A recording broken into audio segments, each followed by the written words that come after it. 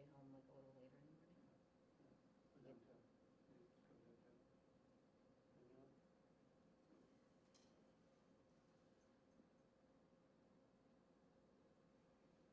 So essentially, the powder log, but also essentially my log, which is just me listening to and taking notes. Taking notes in my notes, who's talking there.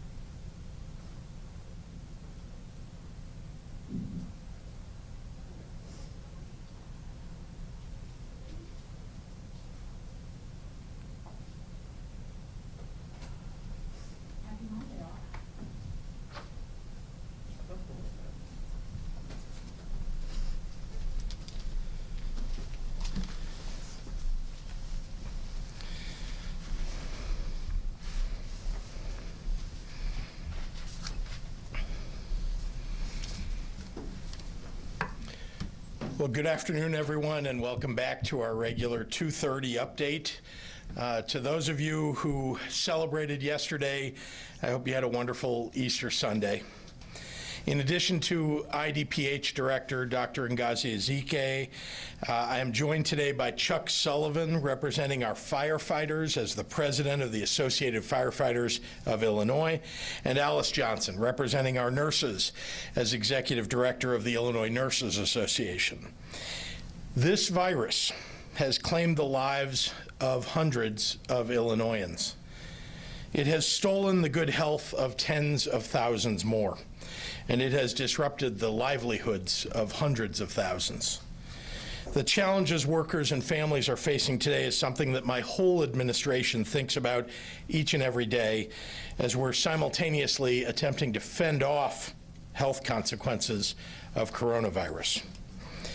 Today, I want to update you on our work to provide unemployment benefits to the unprecedented number of Illinoisans who have lost their jobs to the spread of COVID-19. The unemployment claims process has been a source of hardship for all too many Illinois residents, as it has been for dozens of states across the nation. So many families are hurting at a scale that this country hasn't seen ever in our lifetimes. And our state unemployment filing systems, which were built a decade ago for a much lower number of claims, simply haven't kept pace. This was the painful truth that we discovered when unemployment began to spike. So I want to discuss what we've done to improve capacity and throughput of claims at the Department of Employment Security to deliver unemployment benefits as quickly as possible to everyone who needs them. I also want to give you an update, an overview of the obstacles that existed when this crisis began as context for the improvements that we've made. For the 5 weeks from the beginning of March and running through April 4th, IDES saw more than 513,000 initial unemployment claims filed, the largest number ever filed over any 5-week period in our state's history. That's more initial claims than during all of last year. And it's a 400% increase above the total initial claims in the same first 5-week time frame of the 2008 Great Recession. Remember that the computer system that was built to handle unemployment claims for our state was built in 2010 in the wake of the Great Recession, and it was built with the idea that unemployment would never really exceed what we saw in 2008 and 2009. But today, we are seeing 5 times that number of claims. For some additional context, since March 1st, IDES fielded over 6.5 million online sessions, and the IDES call center, operated by 173 employees, has processed thousands of calls each and every day. We're not alone. As states across the nation continue to struggle to keep pace. Here in Illinois, we've assigned hundreds of state employees to work around the clock to respond at the fastest rate possible. 539 IDES employees bravely return to their physical workspace each day to answer calls, process claims, and provide support. And since March 1st, they have collectively worked 6,500 hours beyond their normal workdays. They processed and paid over 270,000 new claims, totaling $200 million in unemployment benefits. These IDES employees did in a month what might normally take most of a year. To increase staffing during this surge, IDES has brought back retired staff members who left the field fairly recently. Because some retirees may be in a COVID-19 vulnerable category, to keep them safe, IDES is providing them with laptops and giving them assignments that allow them to work from home. We've also updated IDES's phone system to increase capacity by 40%, substantially reducing wait times. We also expanded daily call center hours to respond to high volumes after hours. And to expand that capacity further, IDES is establishing an outside call center with an additional 200 agents, all from Illinois, who will assist in the application and certification process. Online, the web platform has been entirely overhauled. The system has been moved to new hardware infrastructure, significantly increasing capacity. Load times for web pages now average less than a second. The agency has also sped up the application process by removing some of the normal verification checks that were slowing people down, replacing them with faster methods. And like other states, we implemented an alphabetized filing schedule to spread out the volumes of claims and provide all who are filing an easier and faster process. Weeks ago, we brought in outside partners, including Accenture, IBM, Pitney Bowes, and Deloitte, to work alongside us to significantly expand our web capacity and capability while adapting to recently passed programs from the federal government. They're doing in weeks what normally would take a year. And in partnership with Google AI, with Quantify and Carahsoft, we've developed a 24/7 service on the IDES website to provide immediate assistance to filers with their frequently asked questions. This program is rolling out this week. We're also hard at work to expand unemployment benefits themselves to more people who were previously ineligible and to increase payments to every eligible unemployed Illinoisan. As I announced last month, I signed an executive order to waive the traditional delay of a week before the collection of benefits, allowing our claimants to receive 2 weeks of benefits instead of 1 in their first payment. Additionally, last week was the first week the Federal CARES Act allowed for the payment of the additional $600 a week in federally funded benefits from March 29th through July 25th. And I'm pleased to say that we have fully implemented this program with first payments already out the door, making Illinois one of the first states to get this extra support into the hands of our residents. I want to review the new program of unemployment benefits for independent contractors, a badly needed relief for so many. After Congress passed the CARES Act, the U.S. Department of Labor attempted to limit this program by creating real regulatory obstacles for implementing it. It has taken U.S. Department of Labor weeks to issue guidance to the states, and they've promulgated confusing and very stringent regulations that attempt to severely limit who can actually qualify. After expressing our frustration about this to the federal government, IDES has contracted with an outside firm to help us stand up a new system to get these benefits to as many Illinoisans as possible, despite the labyrinthian regulations. In the coming weeks, 1099 workers, including independent contractors and sole proprietors, will be able to get unemployment benefits, with payments beginning to go out around this time next month.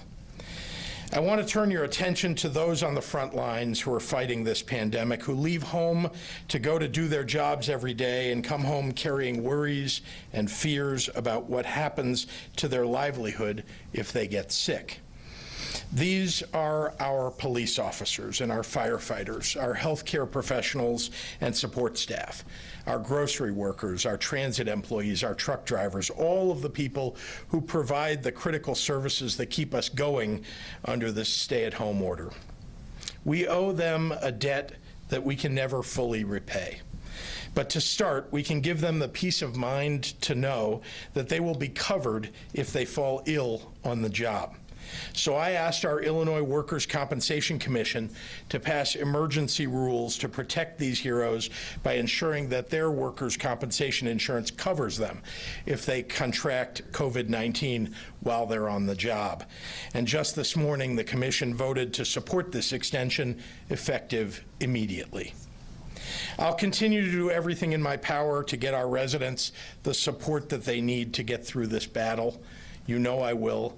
I'm fighting hard, and we've got many weeks forward that we're going to be working hard to lift up our working families and to get the state back on track.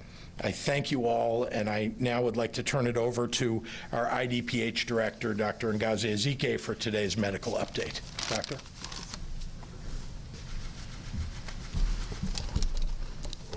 Good afternoon. In talking about unemployment, it's important to recognize and acknowledge the toll that it takes on individuals as well as communities, not only financial, but mentally and emotionally. Unemployment has been linked with a number of psychological disorders, particularly anxiety, depression, substance abuse, and a decrease in self-esteem. Workers' compensation can help with some of the financial impacts, but I'd also ask that we also support each other with the societal and emotional impacts. During these tough times, I'd like to remind people of the resources that the state launched on Saturday. It's Call for Calm, a free of charge emotional support text line where you can speak with a mental health professional. Text TALK, T-A-L-K, to 55020 or hablar, H-A-B-L-A-R, for service in Spanish to the same number. Again, 552020. Today, IDPH is sad to report that 74 additional lives were lost to COVID-19, to bring our statewide total to date to 794. We are also reporting 1,173 new COVID cases for a total of 22,025 in 87 counties of Illinois. The individuals and the communities impacted by this virus have touched nearly every part of our state. We must stay the course and continue working together to practice physical distancing and stay at home as much as possible. This, along with wearing our masks and washing our hands and cleaning the frequently touched surfaces, are absolutely our best weapons against this virus. As we move forward, let's all be aware of the very real impacts of unemployment and help our fellow Illinoisans. Once we emerge from this pandemic, we will continue to rebuild all of our communities. And now I will translate my comments into Spanish. Buenas tardes. Hablando sobre el desempleo, es importante reconocer el costo que afectó tanto a las personas y las comunidades, no solo fiscal, sino también mental y emocional. El desempleo está relacionado con enfermedades de salud mental, particularmente ansiedad, depresión, abuso de sustancias y una disminución de la autoestima.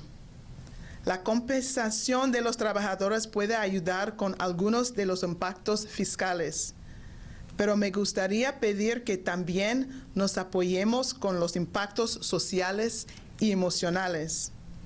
Durante estos tiempos difíciles, me gustaría recordarle a la gente los recursos que el Estado lanzó el sábado.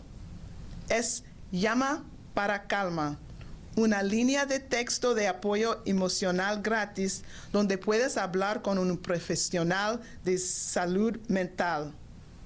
Envié la palabra hablar para recibir servicios en español al número 552020. Otra vez, 552020. Hoy, IDPH reporta 74 vidas adicionales perdidas por COVID-19, para un total de 794 muertos aquí en Illinois. También estamos reportando 1,173 muertos por un total de 22,025. Las personas y las comunidades afectadas por este virus han tocado casi todas las partes del estado. Debemos mantener el rumbo y seguir trabajando juntos para practicar el distanciamiento físico, lavarse las manos y quedarse en casa cuando sea posible. Y no te olvides de usar sus máscaras. A medida que avanzamos, todos seamos conscientes de los impactos muy reales del desempleo y ayudamos a nuestros compañeros de Illinois. Una vez que salgamos de esta pandemia, vamos a reconstruir todas las comunidades más fuertes que antes. Gracias. And with that, I will turn it over to Ms. Alice Johnson, the Executive Director of the Illinois Nurses Association.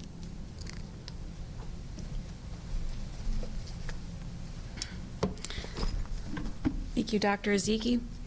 In normal conditions, hospitals are one of the most hazardous places to work in America. Registered nurses lift, reposition, and transfer patients, which can cause overexertion, sprains, and strains.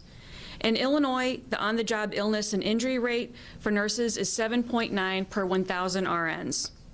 These are not normal times, and nurses not only face these hazards, but are now on the front lines of the fight against a deadly pandemic.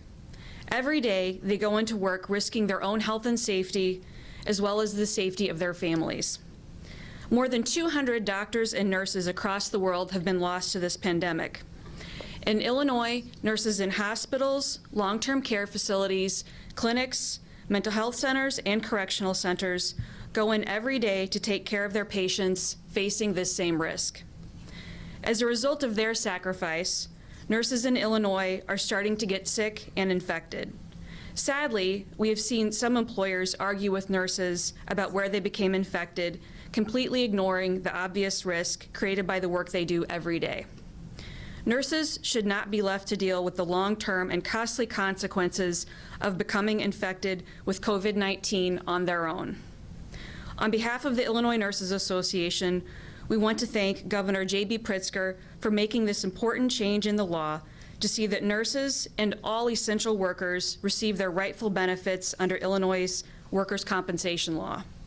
Due to this change, there will now be a fair and reasonable presumption that a nurse who becomes infected with COVID-19 during this crisis became infected on the job, which will then ensure that she receives the workers' compensation benefits that are rightly deserved.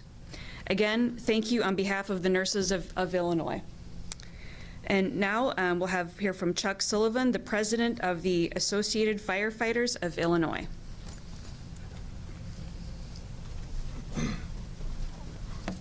Thank you, Alice, and good afternoon. In a crisis, we need a decisive action, and I think we can all agree that Governor Pritzker has demonstrated that decisiveness regularly over the last 5 or 6 weeks, and today is no different. The Associated Firefighters of Illinois represent over 15,000 members in 224 communities across the state, and we are all very thankful for this amendment. Firefighter EMTs and firefighter paramedics are the first link in the public health system, especially as they protect their communities during this pandemic.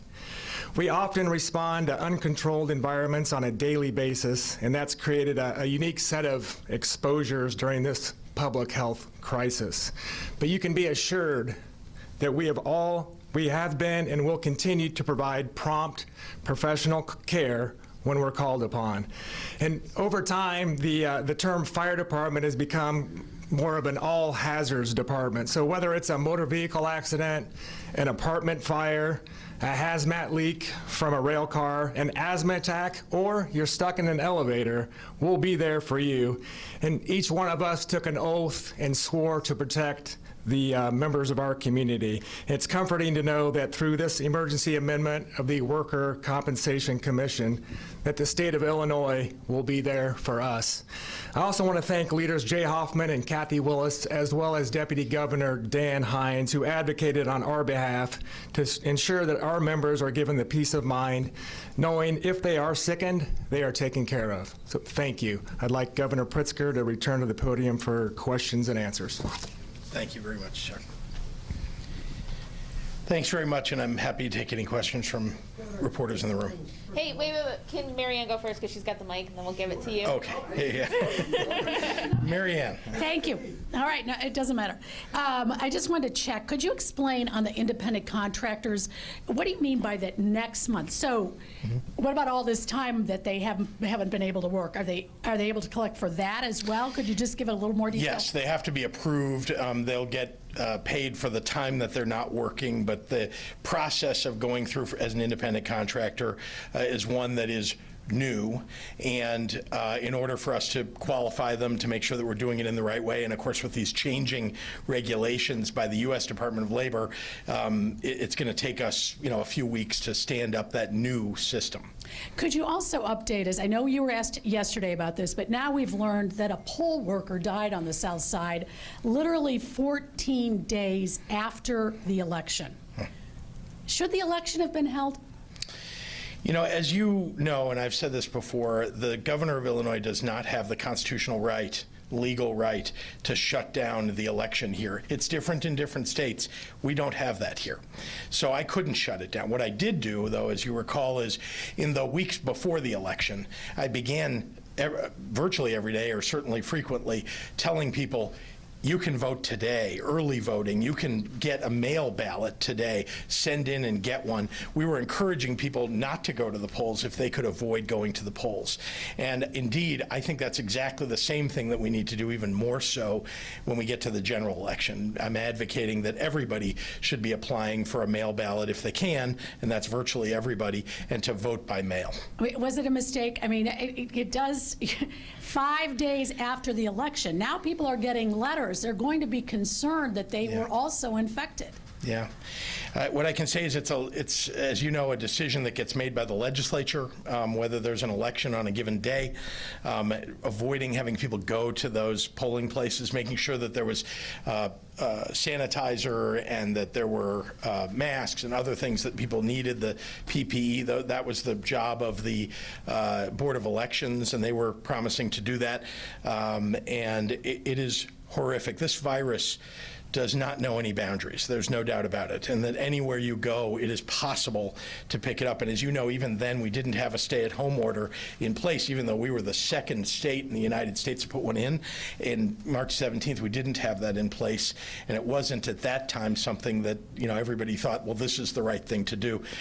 4 days later, we did put it in place. Republicans held a news conference as well this morning, very concerned about this same issue of unemployment, said that really you've dropped the ball, there should have been more people, they could have been quicker. Do you think you now have it in place to help people faster? We have been working since very early on as the onslaught of this pandemic was upon us, and we knew that there were going to be unemployment claims to a greater degree than anybody ever expected. And we began working on this, on upgrading the systems, on bringing in people who otherwise weren't coming into work, making sure that we were recruiting others to answer phones and so on, expanding our phone lines. I would say that this is still a work in progress. There's no doubt about it. It's much better than it was. Much better than it was. I also want to say that that this pandemic, this COVID-19, knows no partisanship. And in the process of my work here on dealing with COVID-19, I've had lots of interactions with Republicans and Democrats. Many have been extraordinarily constructive in their offering ideas and assistance and the things that we need. Some not so much. And I think that, I draw a distinction between those who stand up in this moment and try to help and those who, hold press conferences to complain. And folks have asked me where you came up with the list for the workers' comp on who's essential and who's not, and why is the news media not a part of that? why is the media not part of the, if someone from the news media got sick, could not claim workers' comp? Well, so let's start with the essential worker list is something, overall, the essential worker list is something that came from the Department of Homeland Security originally. And news then media is part of that. They are, yeah, that's right. And so we've added, we've created a list that's even larger than the Homeland Security Department put out. With regard to workman's comp, I mean, we started with what we thought were the people who are very much on the very front lines, the people who are interacting literally daily, potentially, with someone with COVID-19. They're treating, think about a nurse in a hospital right now. I don't think there's anywhere that you could be a nurse right now in the state of Illinois that you're not in some fashion interacting with a person who is, has COVID-19 or potentially has COVID-19. And the same thing for the folks, the firefighters. I mean, think about what they do. Just listen to the list of things that Chuck said. So, look, is it something that the Workman's Comp Commission could consider, expanding to other areas? Yes, but we felt like the people who are on the very front lines, most exposed, those are the people we wanted to make sure got covered first. Understood. Any update on McCormick Place? Yeah, I'm very proud to tell you that the people who have done the work there deserve such kudos for the amazing results that we've seen. Now, one of the things that we've got at McCormick Place I want to describe to you that's different than the original reports that were coming out. There are 500 beds you're aware of that were, are low acuity people with COVID-19 who can move out of a hospital. There also is another hall that's been set up with tents with negative pressure, which is hard to do inside a pre-existing building that doesn't have negative pressure normally. But that was set up by the National Guard. The National Guard flew their C-130s to go pick up these tents that are, housing this negative pressure wing of McCormick Place, and that's 750 beds, potentially for people who might come in as low acuity. It's possible they might, reverse course and become worse and need to move within the facility to kind of a more acute phase. So that's what that is doing, and it's a really remarkable thing. We also have central line oxygen in this facility. That's not something they have at Javits Center. So the idea that we're able to provide oxygen to every one of those patients and the kind that doctors would say, that's a higher acuity kind of bed that I want to put somebody in, that's really remarkable. When might you accept patients? When might McCormick Place? Well, there isn't a date. I mean, I would tell you this. We're monitoring very closely the hospitalizations, the ICU beds, the vents that are being used in hospitals today. And you've heard already that, there's a bending of the curve, that things look, better in terms of the angle of ascent than they have been before, even in the numbers today, although the deaths are more than they were yesterday. As you see, if you look back over the course of 6 days, there's a kind of a leveling effect, right? We've had days that are above today's, days that are below, but there's a leveling effect that you can kind of see in those numbers. And more so even as you look at the numbers of new cases, really looks like there's a leveling there. So, when we look at all of that and then we see, well, when does someone transfer out to McCormick Place? It's really when the hospitals become full. And they're not yet full. Indeed, you'll hear, because we're going to talk about hospitalizations a little later this week, that we're going to be focused on, we are focused on hospitalizations and ICU beds, because that tells you what direction you're going and whether you're going to have patients moving over to McCormick Place. Right now, we don't have any need, but we prepared it for the possibility of needing it. And as I've said before, I pray that we don't need it. Is it President Trump's decision to end the stay-at-home order in Illinois, or is it your decision? Well, I think he's going to issue some advice about it, but it is true that it's up to the governors to make decisions about the executive orders that we've put in place, and all of the governors that I've talked to, and especially me. We want to lift these orders as soon as we can. We want to get things back to more normal as soon as we can. But one thing that we have to pay attention to is, what direction are these curves going, and what is the advice that we're getting from, again, the scientists and the doctors who know more about immunology and about all the issues of COVID-19 than an elected official who's not a doctor. Thank you. Well, she got the one question that I was going to ask, but that's fine and dandy. I'm sorry. The other question I wanted to ask you about was closing schools. As you're well aware, following what other governors are doing in New York, they decided to go ahead and close schools for the rest of the school year. There's a lot of people out there wondering, Yeah. are we going to reopen schools, or are you going to go ahead and close them down for the rest of the year and do e-learning? I promise I will tell you as soon as I know the answer to that question. Is that coming this week? At this moment, I can't tell you whether it's coming this week. What I try to do every day is when I get into the office, we look at where are the numbers, what direction are things going, what would life look like, afterward if the direction is the right way, the correct way, and make decisions on that basis. But we haven't gotten there yet. Is it likely that we're going to lift the stay-at-home order by May 1st? I think it's likely that there will be adjustments to the orders that we've put in place, but it is also true that, as I said yesterday and have said the last couple of days, that it's not like we're anywhere near herd immunity, and there isn't a treatment. And in order for you to get to a point where you want to, start moving significantly back to normalcy, you need widespread testing. We don't have anywhere near widespread anywhere in the country.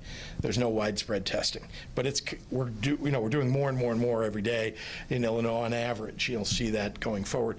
The second is you need a contact tracing system that truly allows, when you detect somebody as COVID positive, that you can get a hold of the people that they know that they came in contact with in the last 14 days, let's say. And then the last part is like I said, you need a treatment to lessen the severity of the symptoms that people experience, so that either fewer of those people go to the hospital, fewer of them move from just a plain regular bed to an ICU bed, hopefully many fewer moving to a ventilator, and of course, getting the death rate down. And of course, obviously, with all those points that you just made, it doesn't seem like it would make any sense to put all these kids back into schools in a group setting to potentially expose them if we can't do the testing and all the things that you're saying you want to do. I think nothing that happens, next month or the month after that is going to be exactly the way it was 4 months ago or 5 months ago. And so the question really is not, could you do this or that? The question is, how would you do it, practically speaking, so that you don't have many more people getting infected? So to follow up on that, what are some of the conversations you're having about how you make that happen? I mean, do we open the economy, so to speak, in phases, or is this something that's all at once? What are the conversations, and what are that you're having, and what are the experts telling you? So there's not exactly a perfect consensus, right? But you've laid out some of the things that we're talking about, which is, what is a phase? I mean, we talk about phases. Well, what does phase 1 look like? Forget about 2 or 3 or 4. What is the first thing you do? And how does that work? What rules do you have to put in place? Does everybody wear a mask? Do you require that? Today I've encouraged everybody, the CDC's encouraged everybody, but there's no requirement that people who go out in public must wear a mask or go into a grocery store or anywhere else. So that's, a question. What are all the rules for each industry? That's the other thing. As you start to talk industry by industry, a manufacturer is very different than a clothing store. What are the rules? Do we have to start thinking, the way that the fire marshal determines how many people can be in your store, in your grocery store, based on the number of square feet, so that if there's a fire, everybody can get out? Do we now need to have a public health administrator determining, how many people at any given time can be in a certain store for us to reopen those stores? And are those decisions that are going to be made over the next 2 weeks before your current stay-at-home order expires? Well, you couldn't make all of those, there's no doubt about it, but I have been talking to industry leaders and people who lead workers in those industries, because the most important thing is safety and health. I mean, we have to start with that as some basis of understanding between businesses and workers, that if people are going to go back to work, or if we're going to open up, opportunity for people, back in their industries, will they feel safe? because it's very important to feel safe and to actually be safe. And that's what we're trying to work on. And again, it's going to be, you talk about phases, we have to look at these things very much industry by industry, and then ask the question, so and when does that change too? You know, how long do you go? What is the gating issue?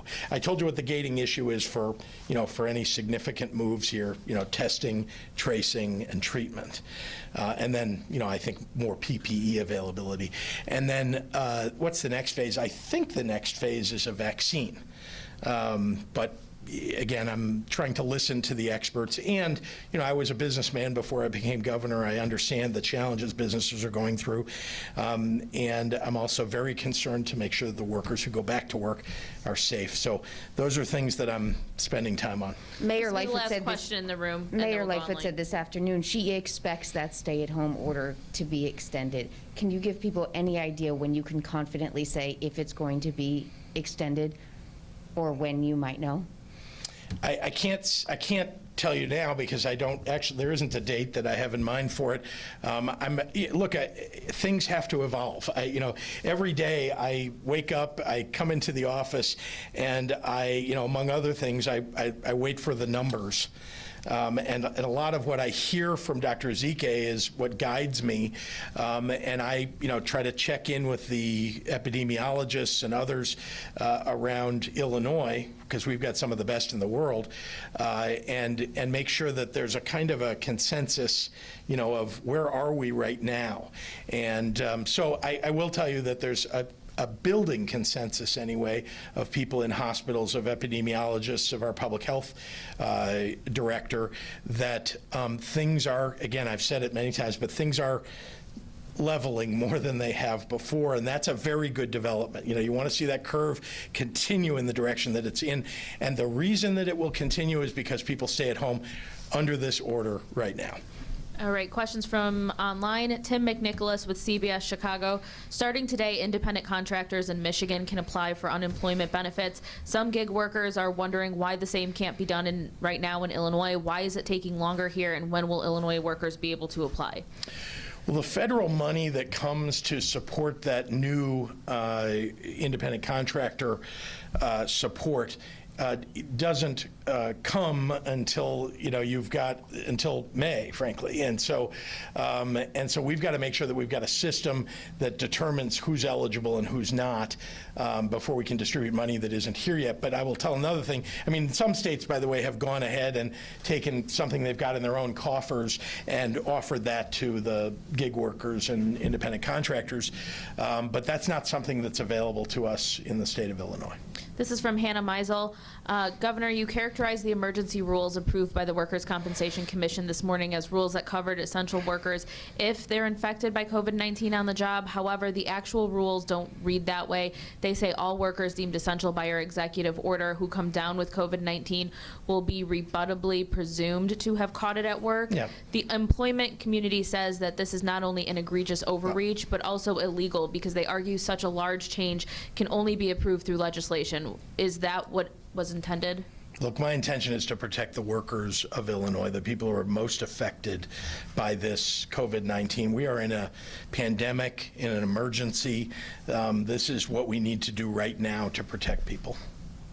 Lynn Sweet from the Chicago Sun-Times asked, will the program be fully implemented by the week of May 11th? Does that mean implementation, or people can start to apply in May? That's a great question. I'm glad it got asked because I want to clarify. People can apply now. They can send in their application now. It will be determined to be either eligible or ineligible for the current system. And if it's ineligible because it's an independent contractor, 1099 gig worker, that person's application will then move to being ready to be processed by the new system that'll be stood up and ready to go in early May. Or early mid-May. Jamie Monks with the Chicago Tribune. Are you considering shifting state workers from other agencies to IDES to help meet the demand for unemployment filing? And what do you say to the unemployed Illinois residents who have been trying for weeks but haven't been able to get through to file claims? Well, the answer to the second half is everything I just said when I stood up here and told you what it is that we're working through here and all the challenges that we've had. As to moving workers from other departments, I want to explain that there are federal rules that apply to those who take unemployment applications, those who are responsible for taking your unemployment application at IDES.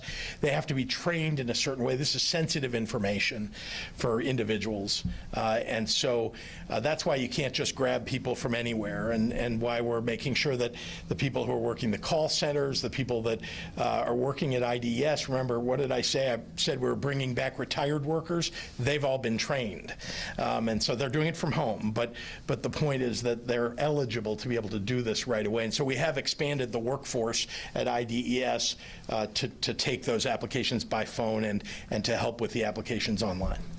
Rebecca Broomfield with WMBD in Peoria. We've received a copy of the cease and desist notice sent from state police to the Pekin Country Club. Why the follow-up notice, and what do you hope is the outcome from that push? I can't give you a specific answer to the question, Rebecca.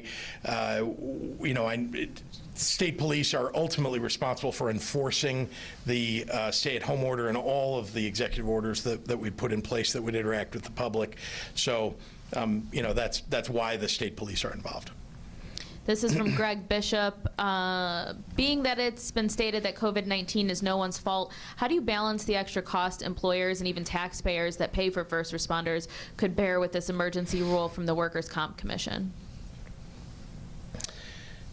Well, what I can tell you is that in the middle of an emergency, the only way that you have to operate is to protect people as best you can, their health and safety, and to the extent that it's required that someone has to pick up the tab for that sometimes that will fall on the people who are most able to pick up the tab. Having said that, we have challenges with our unemployment insurance in the state. Every state does. Indeed, that's why we're talking to our federal officials about making sure that they're going to help us replenish that unemployment insurance trust, because it's happening everywhere in the country, and to a greater degree or lesser degree to each state. But every governor that I've talked to has said they're going to need help. Shia at Politico will be our last question. The Supreme Court is hearing arguments by phone, and the Chicago City Council is planning a teleconference. What is the holdup with the state legislature? Why aren't they meeting? Is that the question? Well, it is unfortunately a fact of state law today that the state legislature cannot meet electronically or in any way other than in person. That doesn't mean they couldn't meet and then decide not to meet and instead have a meeting by Zoom or some other method, but that is not currently state law. In order to change that, you'd have to have a meeting of the legislature. I know that the leaders on both sides of the aisle are having some discussions about how they might do that effectively. We're certainly going to assist them to make sure that it's a method that's safe and healthy for all the legislators. I don't know when that will be. All right, thanks, everyone. Thank you.